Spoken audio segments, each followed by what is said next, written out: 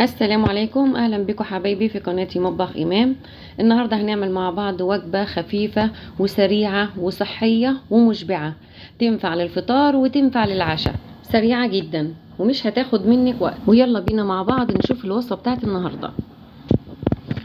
واول حاجه معايا كوبايه من الشوفان، وبنفس الكوبايه هجيب كوبايه من الحليب وتكون سخنه، وهنزل بيها على الشوفان، ونسوي الشوفان بالمعلقة كده عشان اللبن يغطيه ويمتصه كله.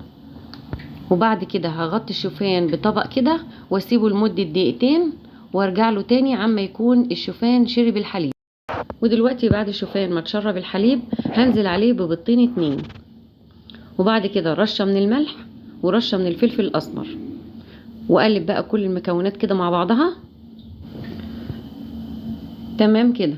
ونجهز بقى قلاية، ومعنا هنا قلاية حطيت فيها معلقة من الزبدة، هنسيحها بقى كده وندهن بيها القلاية. وبعد ما سخنت كويس جدا كده هننزل بخليط الشوفان بالبيض ونسويه بقى كده بالمعلقة عشان ما يبقاش فيه اماكن مرتفعة كده واماكن منخفضة، نخليه كله مستوي كده.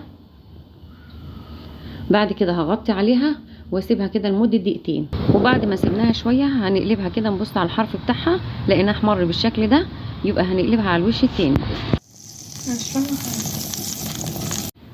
ندي القلاية مسحة من الزبدة الاول، وبعد كده نحمر الوجه التاني، وما بتاخدش وقت على النار على ما بتحمر. وبكده خلاص استوت معانا واحمرت ما شاء الله، جميلة جدا كده. اصبح معانا قرص بيض بالشوفان، حاجة كده في منتهى الجمال. وزينته بالكزبرة الخضراء كده، طالعة ما شاء الله تحفة.